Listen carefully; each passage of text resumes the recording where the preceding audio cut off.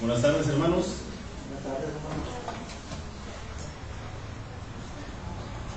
Pues me alegra bastante compartir la Biblia con ustedes esta tarde.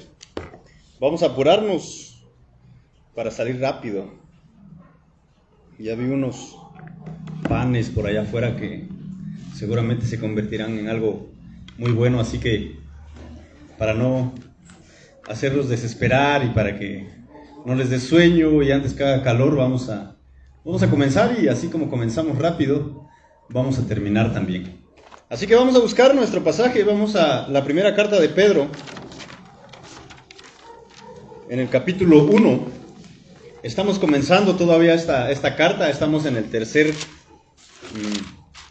sermón apenas, así que vamos agarrando vuelo apenas. Primera carta de Pedro, capítulo 1. Vamos a ver el versículo 6 al versículo 12 el día de hoy. Primera carta de Pedro, capítulo 1, versículo 6 al 12.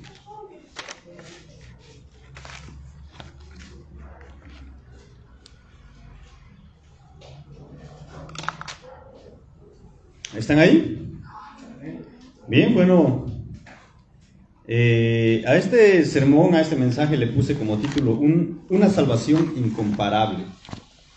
Porque, bueno, estamos viendo que Pedro, el apóstol, les está escribiendo a los expatriados, dice, de la dispersión. Posiblemente estos expatriados de la dispersión a los que se refiere Pedro son creyentes judíos. Algunos dicen que son creyentes o eran creyentes judíos. Algunos otros dicen que no, que eran creyentes tanto judíos como gentiles. Puede ser. Pedro tenía motivos para escribirles. A lo largo de la carta de Pedro podemos ver que hay sufrimiento para estos hermanos en ese tiempo. ¿Cuáles eran esos sufrimientos? Pedro no los especifica necesariamente. Nunca toca la palabra persecución, pero podría ser una de las razones del sufrimiento de estos hermanos. Dice que ellos eran expatriados, eran extranjeros, eran personas que habían sido sacadas de su país y estaban viviendo en otro lugar como extranjeros.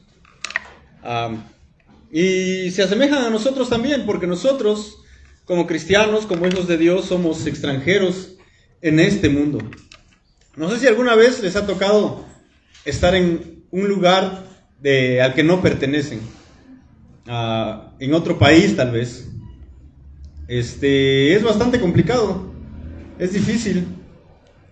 Me acuerdo una vez, estando en Ecuador, vino la policía, estaban haciendo una revisión, y me dijo el policía que estaba revisando, ¿me permites tu cédula, por favor? En primer lugar, yo no sabía que era una cédula. Yo le dije, bueno, me dijo una identificación, tu cédula. Yo le dije, pero yo no soy de aquí, no tengo una cédula como tienen ustedes. Bueno, una cédula es como una credencial de elector, pues, una identificación oficial. Entonces, le dije, no tengo cédula porque no soy ecuatoriano, pero tengo mi pasaporte. Aquí está. Y dijo, no, yo quiero tu cédula, debes tener una cédula. Le dije, no, y yo me enojé, pero no soy de aquí, no tengo cédula. Y cuando yo levanté la voz me dijo, guarda silencio porque aquí no tienes derechos. Eres extranjero y no hay derechos para ti. Y pasa lo mismo con el cristiano en este mundo. No tiene derechos, somos extranjeros en un mundo que no es amigable o que no debería ser amigable con el cristiano, por lo menos esa es la teoría. El mundo no ama al cristiano porque no ama a Jesús. Entonces era la condición de estos hombres y de estas mujeres que vivían en el tiempo de Pedro. Eran extranjeros en un país que no era el de ellos. Eran extranjeros en un mundo al cual ellos no pertenecían. Y esa era la condición, y por eso Pedro, a lo largo de la carta, lo que va a hacer es darles esperanza. Hablarles de la salvación incomparable que han recibido en Cristo. Y sabiendo Pedro del sufrimiento de estos hermanos, les empieza a escribir. Bueno, primero ya hemos visto en la introducción que menciona los lugares en donde estaban estos hermanos. Dice que estaban en el Ponto, Galacia, Capadocia, Asia y Bitinia. Inmediatamente después de nombrar los lugares o las regiones en donde ellos estaban viviendo, los empieza a animar. ¿Qué les dice primero? Elegidos. Ustedes, hermanos, dice Pedro, han sido elegidos. ¿Alguna vez, cuando eras niño, tal vez te tocó, estar en algún juego donde había que conformar equipos? Por ejemplo, muchas veces, jugamos fútbol o algún deporte donde dicen, a ver, David y hermano Eduardo, ustedes van a ser los capitanes, así que elijan. Tenemos 5 para este lado y 5 para el otro lado. Y normalmente, ¿qué se hacía? Pues elegir a los mejores según el deporte que ibas a jugar, ¿no? No, pues yo quiero a este, y no, yo a este. ¿Y qué pasaba cuando quedabas al último y nadie quería elegirte? Ni regalado ya. No, pues era difícil, ¿no? Pero ahora imagínate, Dios, viendo nuestra condición de pecadores, perdidos, criminales, horribles, ¿y qué hizo? Nos eligió. Oye, este no es muy bueno, pero yo lo quiero. Yo lo quiero para mi equipo. Y no solamente para su equipo, yo lo quiero hacer mi hijo. Qué grandioso es darte cuenta que fuimos elegidos por Dios. Y ese era el ánimo que Pedro estaba inyectando en estos hermanos. Oigan, ustedes están sufriendo, están en un país que no es el de ustedes, pero recuerden una cosa, han sido elegidos por Dios. Aunque en el país en donde viven nadie los quiere, tal vez todos los rechazan, en el mundo en donde viven están sufriendo persecución, pero recuerden, han sido elegidos por Dios. ¿Qué más dice Pedro? Dice que en la salvación, por medio de Cristo, Dios nos ha hecho nacer de nuevo. Hay una esperanza, o a una esperanza viva. Son nuevas personas, han nacido de nuevo, han llegado al nuevo nacimiento. Luego Pedro sigue escribiendo. No solamente tienen una vida nueva, sino que tienen una herencia incorruptible, inmaculada, que no se va a marchitar, está reservada en los cielos para ustedes.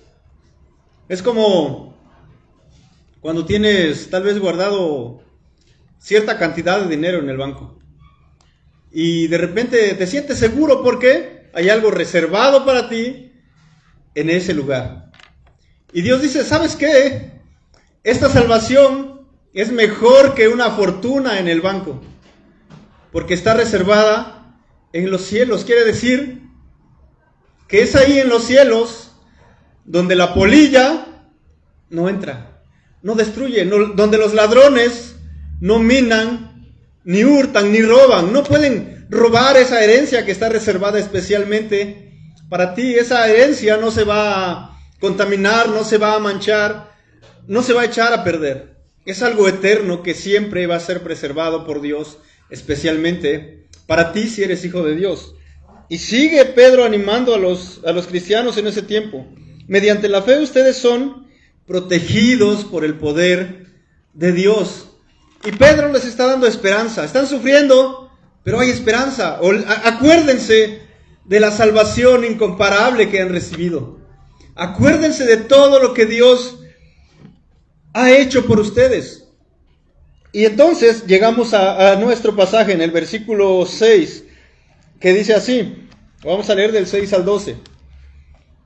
En lo cual ustedes se regocijan grandemente, aunque ahora por un poco de tiempo, si es necesario, sean afligidos con diversas pruebas, para que la prueba de la fe de ustedes, más preciosa que el oro que perece, aunque probado por fuego, sea hallada que resulta en alabanza, gloria y honor en la revelación de Jesucristo, a quien sin haber visto, ustedes lo aman, y a quien ahora no ven, pero creen en él, y se regocijan grandemente con gozo inefable y lleno de gloria, obteniendo como resultado de su fe la salvación de sus almas. Acerca de esta salvación, los profetas que profetizaron de la gracia que vendría a ustedes, diligentemente inquirieron y averiguaron, procurando saber qué persona o tiempo indicaba el Espíritu de Cristo dentro de ellos, al predecir los sufrimientos de Cristo y las glorias que seguirían. A ellos les fue revelado que no se servían a sí mismos, sino a ustedes, en estas cosas que ahora les han sido anunciadas mediante los que les predicaron el Evangelio por el Espíritu Santo, enviado del cielo, cosas a las cuales los ángeles anhelan mirar. Entonces, en el contexto del pasaje, Pedro está está hablando de la salvación que los cristianos en ese tiempo y aún en este tiempo hemos recibido, elegidos, protegidos por Dios, una herencia, una vida nueva. Y empezando el versículo 6 dice, en lo cual ustedes se regocijan grandemente. Entonces, esta salvación incomparable de la que estamos hablando es una salvación que causa regocijo, como primer punto. Podemos verlo ahí, iniciando el versículo 6. En lo cual ustedes se regocijan grandemente. Esta palabra regocijar tiene el significado de saltar de gozo, saltar de alegría. ¿Cuántas veces has saltado de alegría en tu vida? Bueno, normalmente, a mí me gusta el fútbol y salto de alegría cuando mi equipo favorito mete un gol. Y veo, mete el gol y ¡gol! ¡Qué golazo! Y ya todos brincamos porque estamos alegres. Pero hasta ahorita no recuerdo algún momento cuando yo haya recordado, cuando, como alguien dijo, me haya caído el 20 y digo, Dios me ha salvado.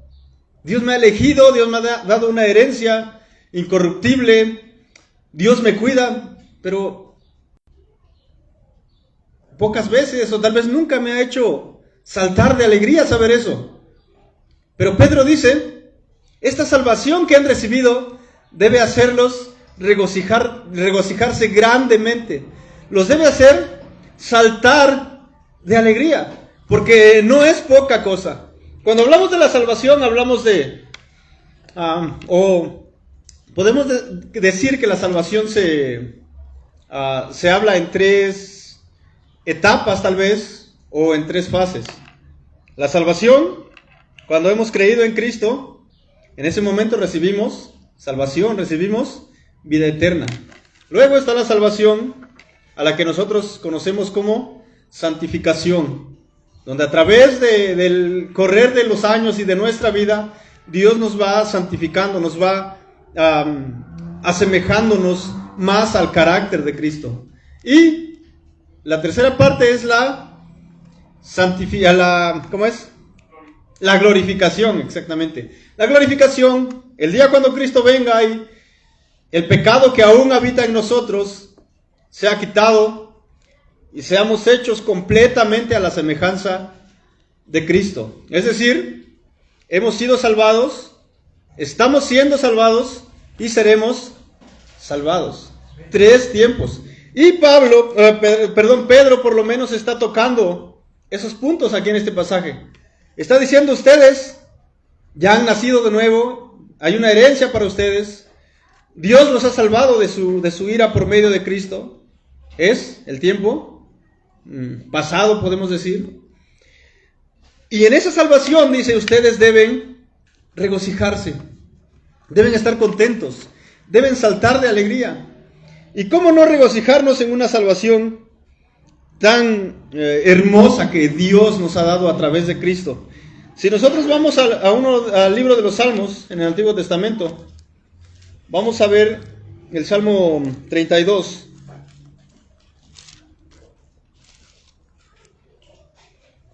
Versículos 1 al 6.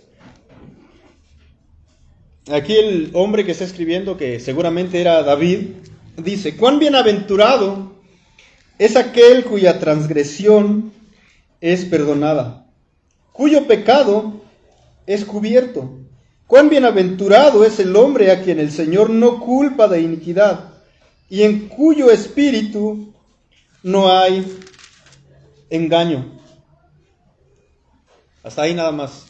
Cuán bienaventurado es el hombre o es aquel cuya transgresión es perdonada, cuyo pecado es cubierto. Imagínate que uno de esos hombres, de esos criminales, ¿cuál se te ocurre? Vamos a decir no sé, ¿quién se les ocurre? Criminal más famoso de México, ¿quién será? Yo lo sabía. El Chapo Guzmán. Imagínate que en este momento, en una cárcel de los Estados Unidos, llega un juez donde está el Chapo. ¿A cuántos años ha de haber sido condenado? A más de 100 por lo menos sí fue condenado. Por siempre, hasta la muerte. Muerto va a salir de ahí. Pero imagínate que el juez en este momento llama al Chapo y le dice: Chapo, ya, vete, agarra tus cosas y vete. Todos tus pecados, alguien más va a pagar por ti. El hermano David quiere pagar tus pecados. Y David ahí ya con el traje de preso, de reo. Chapo, yo voy a estar en tu lugar. ¿Qué sentiría ese hombre? Híjole, todos los millones de dólares que me imagino que debe tener. Oye, yo quiero dártelos a ti.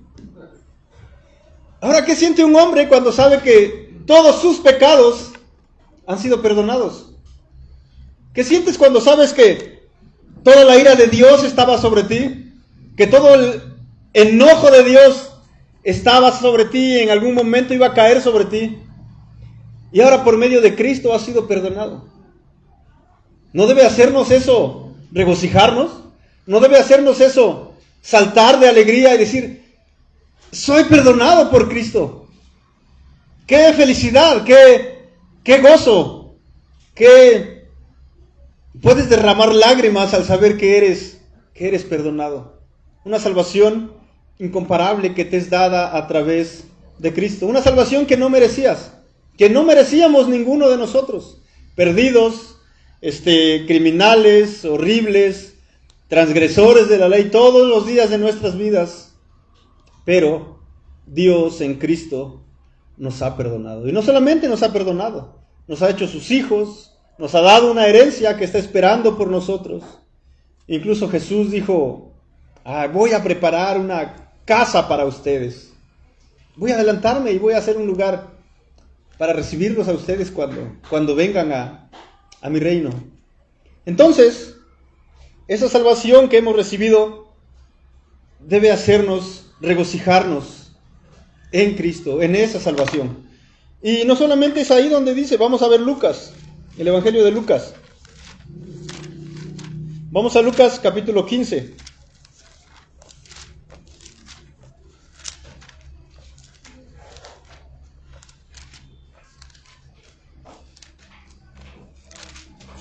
Vamos a ver el versículo 1 al 7. Bueno, este capítulo 15 está llena de parábolas, 3 por lo menos. Nos habla de la oveja perdida, nos habla de la moneda perdida y nos habla del hijo pródigo. Y en las 3 historias nos va a hablar de regocijo, nos va a hablar de alegría. Escuchen y lean si tienen su Biblia. Dice: todos los recaudadores de impuestos y los pecadores se acercaban para oír a Jesús. Y los fariseos y los escribas murmuraban: este recibe a los pecadores y come con ellos.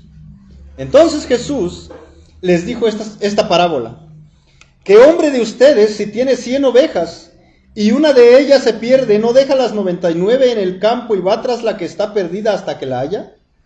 Al encontrarla, ¿qué es lo que hace el hombre? La pone sobre sus hombros. ¿Cómo? Gozoso. Está alegre, está lleno de regocijo. Cuando llega a su casa, reúne a los amigos y a los vecinos diciéndoles: alégrense conmigo, porque he hallado mi oveja que se había perdido. Versículo 7. Les digo que de la misma manera habrá más gozo en el cielo por un pecador que se arrepiente, que por 99 justos que no necesitan arrepentimiento. ¿Qué pasó cuando el hombre halló a la oveja? Se llenó de gozo. ¿Y qué pasó con ese gozo? Ese regocijo, con esa alegría. Se extendió a los demás. llamó a los vecinos, a sus amigos y dijo: vengan, alégrense y regocíjense conmigo porque mi ovejita estaba perdida, pero la he hallado, la he encontrado. Luego nos cuenta otra parábola, la de la moneda perdida. Dice: ¿o qué mujer, si tiene 10 monedas de plata y pierde una moneda, no enciende una lámpara y barre la casa y busca con cuidado hasta hallarla? Cuando la encuentra, ¿qué es lo que hace? Reúne a las amigas y vecinas. ¿Qué les dice? Alégrense conmigo, porque he hallado la moneda que había perdido. Y nuevamente la misma frase: de la misma manera, les digo, hay gozo en la presencia de los ángeles de Dios por un pecador que se arrepiente, por un pecador que ha sido salvado por Dios. Y luego vemos la historia del hijo pródigo. Todos nos la sabemos, creo, la mayoría la hemos escuchado. Un hombre que le pide su herencia a su padre, se va, la malgasta, no tiene nada que comer a tal punto que empieza a antojársele la comida de los puercos, de los cerdos. Dice: bueno, voy a volver a mi padre, estoy perdido, estoy arruinado, voy a volver a mi padre, ahí hay trabajo y ahí hay comida. Así que vuelve, su padre lo ve de lejos, su padre siempre lo esperaba. Dice el versículo 20, levantándose fue a su padre cuando todavía estaba lejos. Su padre lo vio y sintió compasión por él, y corrió, se echó sobre su cuello y lo besó. Y el hijo le dijo: Padre, he pecado contra el cielo y ante ti, ya no soy digno de ser llamado hijo tuyo. Pero el padre dijo a sus siervos: pronto, traigan la mejor ropa y vístanlo. Pongan un anillo en su mano y sandalias en los pies. Traigan el becerro engordado, mátenlo y comamos, ¿y qué? Y regocijémonos, porque este hijo mío estaba muerto y ha vuelto a la vida. Estaba perdido y ha sido hallado. Y comenzaron a hacer ¿qué? A regocijarse. Hay gozo delante de los ángeles en el cielo por un pecador que se arrepiente, por un pecador que ha sido salvado. Hay gozo en el Padre porque un pecador ha vuelto a su lado. En los ángeles hay gozo, en el Padre hay gozo, porque esta parábola nos está hablando del amor del Padre por aquel que se ha perdido. ¿Y cómo entonces no puede haber gozo en nosotros cuando sabemos que hemos sido salvados por Dios? Entonces, esta salvación incomparable hace que nosotros, o es causa de regocijo para el cristiano. ¿Te regocijas, te gozas porque sabes que has sido salvado? Deberías hacerlo, deberías saber que Dios te ha perdonado todos tus pecados y deberías regocijarte en eso. Deberías saltar de gozo. Pero, aun cuando hay gran gozo en la salvación, debemos saber que, pues, no todo siempre va a ser gozo. Aunque el gozo debe ser permanente en el cristiano, va a haber momentos, como hubo momentos en los creyentes de la dispersión a los cuales les escribe Pedro, que va a haber también dificultades.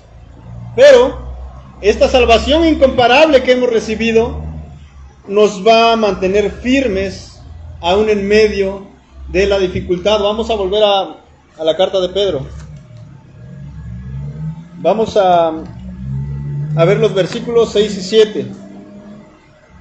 Dice: en lo cual ustedes se regocijan grandemente, aunque ahora, por un poco de tiempo, si es necesario, sean afligidos con diversas pruebas, para que la prueba de la fe de ustedes, más preciosa que el oro que perece, aunque probado por fuego, sea hallada que resulta en alabanza, gloria y honor en la revelación de Jesucristo. Entonces dice Pedro: regocíjense en la salvación. Pero luego dice, aunque ahora, dice, por un poco de tiempo, si es necesario, ¿qué va a pasar?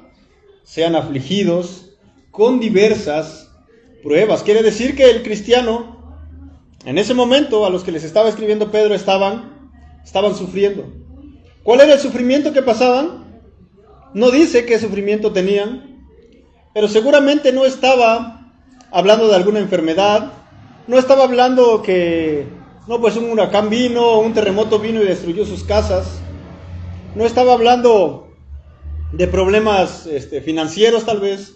Más bien, muy posiblemente estaba hablando de persecución, no como tal una persecución como la que hubo tal vez un poco antes o tal vez un poco después con, ¿cómo se llamaba ese hombre medio loco? Que encendía a los cristianos como antorchas, con Nerón. Pero está hablando que estos cristianos, específicamente a los que les escribe, están sufriendo tal vez persecución. Pero algo que me llamó la atención en estos versículos dice así: aunque ahora por un poco de tiempo, les está diciendo, ustedes van a sufrir, pero no va a ser mucho tiempo. ¿Cuánto tiempo será? ¿Será una semana? ¿Un mes? ¿Un año? ¿O 10 años? ¿Cuánto se les hace poco tiempo? Cuando estamos sufriendo, ¿cuánto es poco tiempo? ¿O cuánto es mucho tiempo? En el sufrimiento, una hora es una eternidad. Pero pienso que Pedro está comparando este poco tiempo con la eternidad que va a venir después, en la presencia de Cristo. Entonces este poco tiempo puede ser toda la vida terrenal de los cristianos, pero después, como dijo Pablo, va a venir un eterno peso de gloria, que no es comparable con las aflicciones del presente. Así que Pedro los anima y dice, este sufrimiento no va a durar mucho, solo va a durar hasta que vayan a la tumba aquí en la tierra. Pero después, cuando abran sus ojos en la eternidad, en la presencia de Cristo, el gozo y la alegría va a durar para siempre. No va a acabar. Es algo que nunca va a terminar. Así que si nosotros estamos sufriendo alguna cosa en este tiempo, debemos tener esto en nuestra mente rondando siempre. Es por un poco de tiempo. Es por un poco de tiempo. Es solamente aquí en este mundo. Porque este mundo, si nosotros vemos, realmente está lleno de sufrimiento. De diversos tipos, como dice Pedro aquí.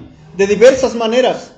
Está lleno de sufrimiento, de muchas cosas, de muchos colores y sabores. Pero la eternidad está llena de gozo, de alabanza, cuando estemos en la presencia del Salvador. Y algo más que me llamó la atención, dice, si es necesario. Aunque dice, ahora por un poco de tiempo, si es necesario, sean afligidos con diversas pruebas. Entonces, podemos preguntarle a Pedro, entonces Pedro, ¿hay ocasiones en las que es necesario que el cristiano sufra? ¿Y hay ocasiones tal vez en que no es necesario? Y podemos pensar que tal vez sí. Hay momentos cuando el cristiano vive tranquilo por un tiempo, vive sin tanta preocupación, pero hay ocasiones cuando el sufrimiento es necesario. Es necesario la aflicción sobre el cristiano. Y pienso que es necesario cuando el cristiano y cuando la iglesia se ha sentado cómodos en sus sillas y han dejado de preocuparse por las otras cosas, por la obra de Dios tal vez. Justo en la reunión pasada con los hermanos, el hermano Omar justo se refería a algo así. Que el tiempo que la iglesia está viviendo ahorita es extraño. Hay un silencio extraño en la iglesia, en nuestro contexto especialmente. La iglesia, por lo menos aquí, Comunidad Gracia Redentora, ¿qué aflicciones tiene o qué persecuciones tiene? Pues hasta ahorita no veo mucho, o tal vez nada. Ahorita, por ejemplo, tenemos un celular que está transmitiendo en Facebook. Si alguien de repente por la obra de Dios encuentra la página de Comunidad Gracia Redentora al grupo, puede ver nuestra transmisión y la predicación de la palabra de Dios y puede cantar junto con nosotros desde su casa. Y nadie dice nada, nadie lo censura, nadie lo prohíbe. Aunque bueno, poco a poco se empieza a ver un poco de censura en las redes sociales. Pero podemos salir a la calle y repartir folletos, invitaciones, predicar el evangelio y pues no hay una oposición, no va a venir la policía y decir, oye, ¿por qué estás compartiendo eso que no es permitido aquí? No, todo está siendo permitido en cuanto al evangelio. Y eso es raro. Alguien dijo, hay un silencio que no me gusta. Algo está pasando. ¿Saben qué dice la Biblia en cuanto a aquellos que son cristianos? Timoteo dice que todos los que quieran vivir piadosamente, ¿qué dice? Sufrirán persecución. Y Tito dice algo muy parecido. Bueno, es el mismo Pablo escribiendo a diferentes personas. Pero dice que todo el que quiera vivir piadosamente en este mundo va a sufrir persecución. Y ahora la pregunta personal que debemos hacernos, y como iglesia, es: ¿estamos sufriendo persecución? ¿Por qué será? ¿Será porque no estamos viviendo piadosamente? ¿Será que nos estamos amoldando al mundo, tanto que el mundo, en lugar de rechazarnos, como lo hacían con estos cristianos en el principio de la iglesia, nos está abrazando y nos está amando? ¿Será por eso que no hay tanta oposición en contra de nosotros, o ninguna oposición en contra del cristianismo en nuestros lugares? Y hablamos de aquí, porque hace un mes, aproximadamente 3 semanas, estaba mirando ahí redes sociales y en un periódico salió que en Chiapas, o en Oaxaca, bueno, no recuerdo bien, pero unos cristianos evangélicos habían sido despojados de sus tierras, de sus terrenos, por la autoridad del pueblo, porque no querían participar en fiestas ni en cosas que ellos acostumbraban respecto al catolicismo. Y estos hermanos tuvieron que salir de sus pueblos y refugiarse en otra comunidad ahí cercana. ¿Por qué? Porque no se estaban amoldando a lo que los demás, a lo que el mundo les pedía. Entonces estaban siendo rechazados, estaban siendo de alguna manera perseguidos. Y dicen: ¿sabes qué? ¿No quieres participar con nosotros? Bueno, no tienes terreno, no tienes casa, mira a dónde vas. No muy lejos de nosotros, ¿eh? Pero aquí no pasa eso. ¿Será que estamos viviendo no muy conforme a la palabra de Dios y a la ley de Dios? Puede ser. Puede ser que ya no somos como Natán, evidenciando el pecado de los demás. ¿Recuerdan la historia que vimos hace un rato? ¿Qué hizo Natán? Oye, David, mira esta historia. Oh, qué mal, dijo David. Qué horrible hombre. Oh, David, ¿no sabes que ese hombre eres tú? Tal vez no lo estamos haciendo y por eso nadie nos rechaza. Por eso nadie nos persigue, porque realmente es del sufrimiento que estaba hablando Pedro. Es la reacción del mundo ante vidas piadosas, ante vidas diferentes a las de ellos, a las de hombres que van corriendo o nadando en contra de la corriente del mundo que se está perdiendo. Es de ese tipo de sufrimiento. Gente que estaba sufriendo acusaciones falsas. ¿Recuerdan que Nerón acusó a los cristianos? ¿De qué? De quemar la ciudad, cuando la historia dice que fue él mismo quien prendió fuego a la ciudad. ¿Para qué? Para culpar a los cristianos. Dijo, fueron ellos, la secta de los cristianos.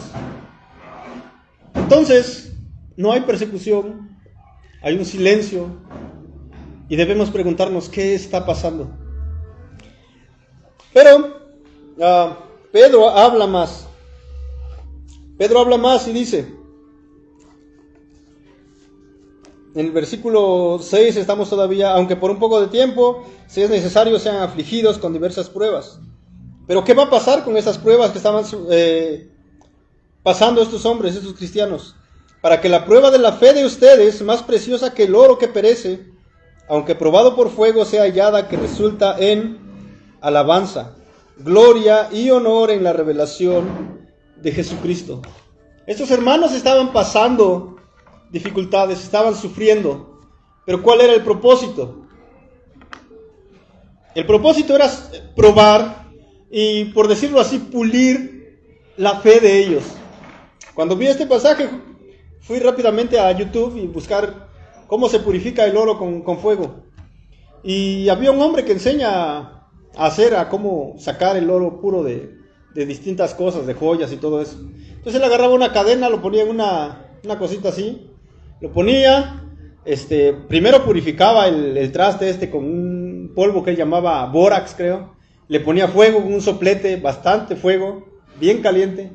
Después de purificar el traste le ponía la cadena, le ponía un poco de cobre y le ponía más polvo y otra vez fuego. Y era un proceso bastante largo. Pero cuando este hombre terminó, sacó como una tipo moneda, bien brillante, puro oro, bien refinado por el fuego. Algo que calentó el metal, que sacó los metales que no eran oro y que dejó oro puro.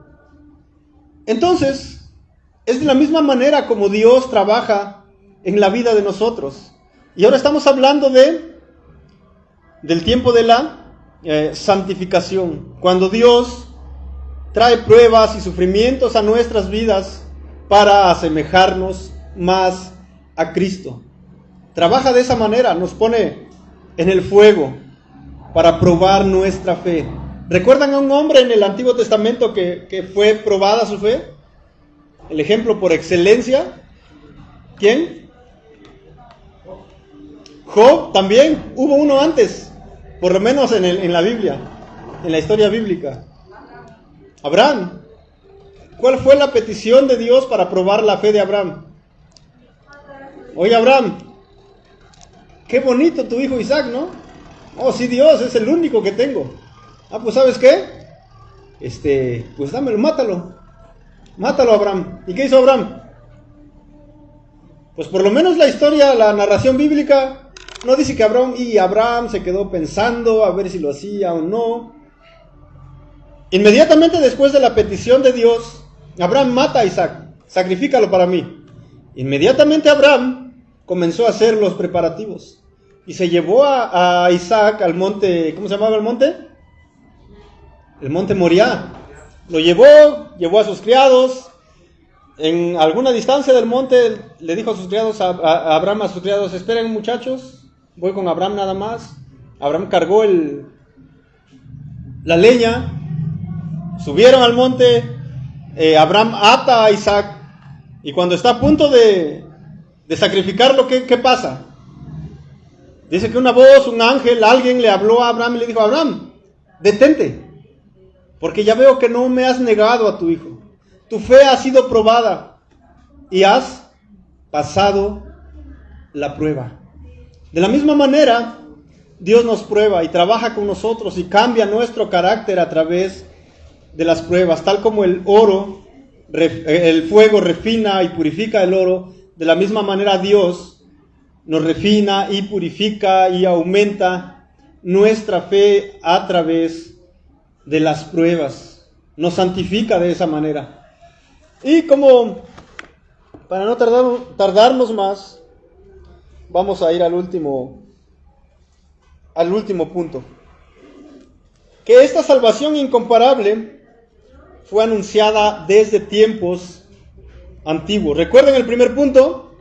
Esta salvación incomparable es una salvación que causa regocijo. El segundo, esta salvación incomparable es una salvación que nos mantiene firmes en medio de las dificultades. Sí, como número 3, esta salvación incomparable fue anunciada desde tiempos antiguos. Versículo 10 y al versículo 12. Antes vamos a leer el versículo 8.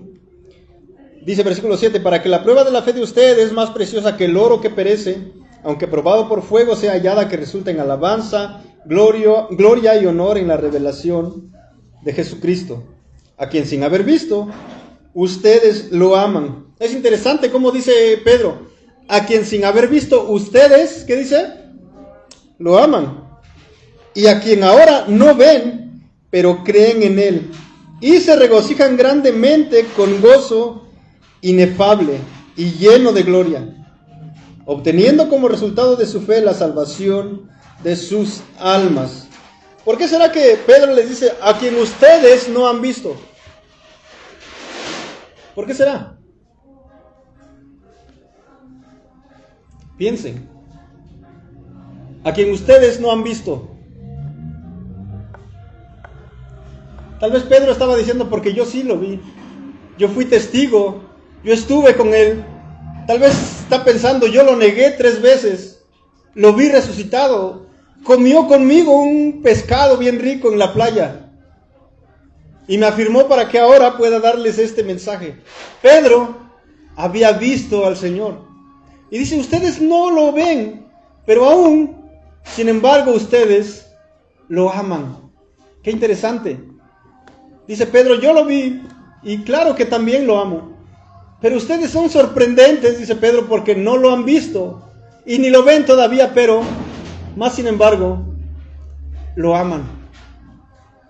Y esa es esa fe de la que habla Pedro. Tienen fe sin haber visto al Señor. ¿Por qué creen que tanta gente busca ídolos que adorar? Porque son cosas que pueden ver, que pueden tocar y dicen, puedo tocarlo, este es mi Dios. ¿Por qué creen que los israelitas hicieron un becerro de oro a los pies de Sinaí? Porque Moisés había ido, pensaron, no, pues Moisés seguro ya murió de hambre ahí subiendo el Sinaí. Entonces, Aarón, levántate y haz un becerro de oro, para que nosotros podamos decir, este es el Dios que nos sacó de Egipto.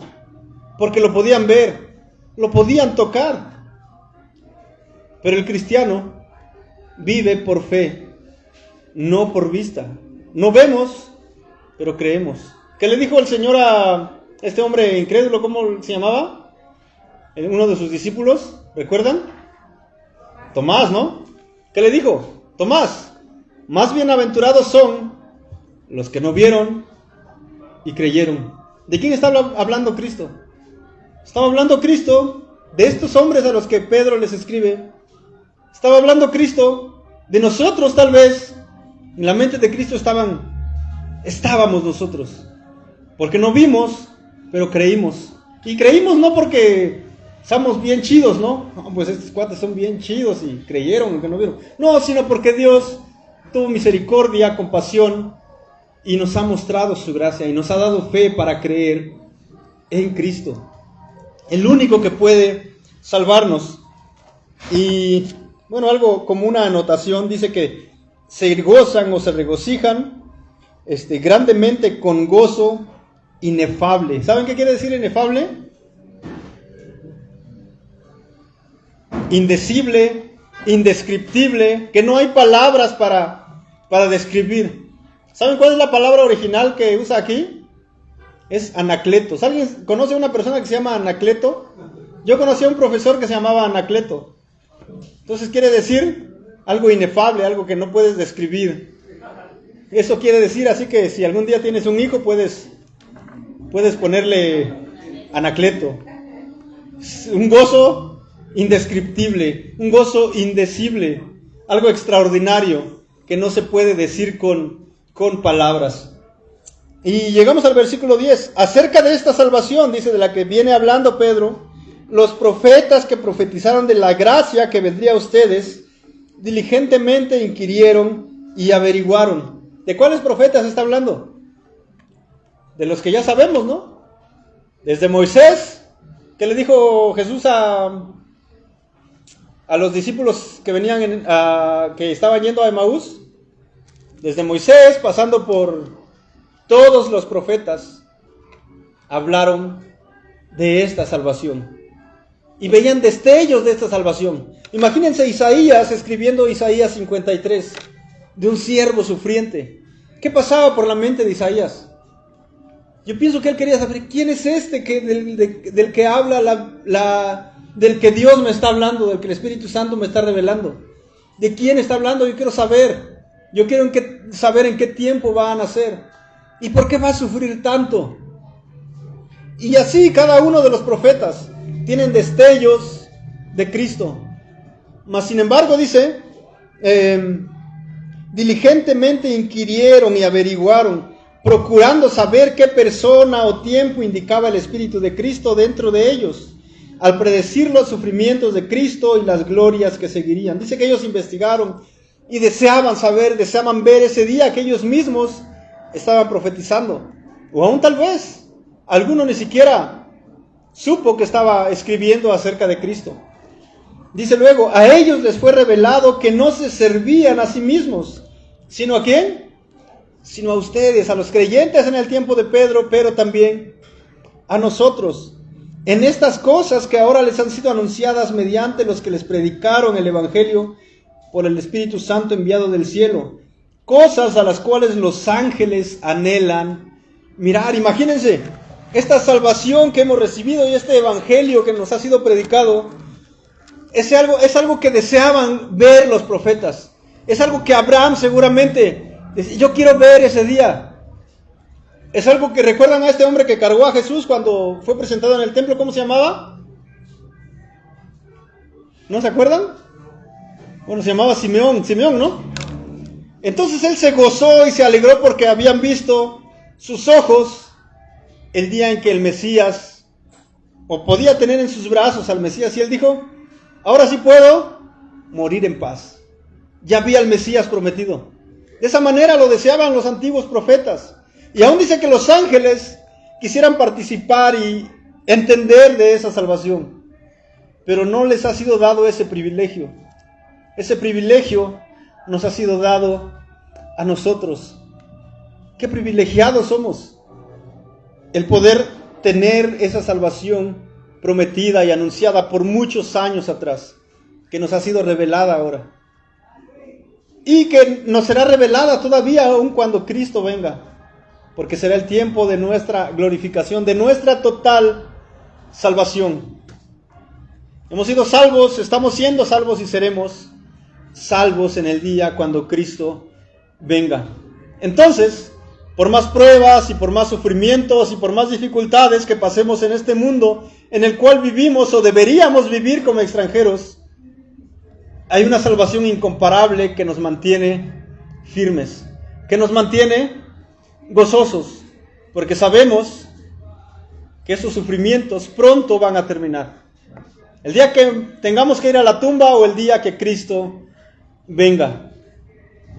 Y ese día no va a haber más aflicción, no va a haber más sufrimiento, no va a haber más persecución, que aunque ahora no hay, va a venir el tiempo y parece que está muy cerca en que va a comenzar.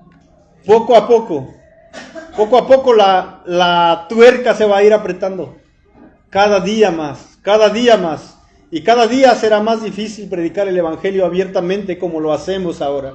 En algunos países ya está así. No ha llegado a nosotros, pero va a llegar y está cerca. Y entonces, esa salvación incomparable nos va a mantener firmes, dispuestos a dar nuestra vida por predicar el Evangelio de Cristo, el Evangelio de aquel que nos ha salvado. Así que, ese es el ánimo de Pedro, hermanos. Tenemos una salvación incomparable y nos hace estar firmes en todas circunstancias. Ya sea que te esté yendo bien o que te esté yendo mal, esa salvación y ese Cristo puede mantenernos a flote. Nos va a mantener así porque Él es poderoso para guardarnos, para salvarnos. Lo ha hecho y lo va a hacer cuando Él venga. Vamos a orar. Padre, te damos gracias por tu palabra, gracias por mostrarnos qué salvación tan grande nos has dado, qué incomparable es, Señor, poder saber, y gracias porque puedes enseñarnos y animarnos a regocijarnos, que aun cuando pasemos pruebas y aflicciones y persecución en algún momento, tu Evangelio nos va a mantener firmes. La mano de Cristo nos va a sostener firmemente, porque Él lo ha dicho, Señor, que nadie puede arrebatarnos de sus manos, de tu mano, Padre. Te pedimos que nos ayudes a vivir siempre mostrando la luz de Cristo, que nuestras vidas sean cambiadas y transformadas a tal punto que el mundo nos empiece a rechazar, que el mundo nos empiece a odiar así como odia a Cristo, Padre. Haz una gran obra en este lugar, transforma corazones, cambia vidas, y que esta iglesia, Comunidad de Gracia Redentora, sea una lámpara que alumbre a todo su alrededor y que rompa la oscuridad de pecado que hay, Señor. Que muchas almas vengan a conocer a tu Hijo, y en su nombre te lo pedimos. Amén.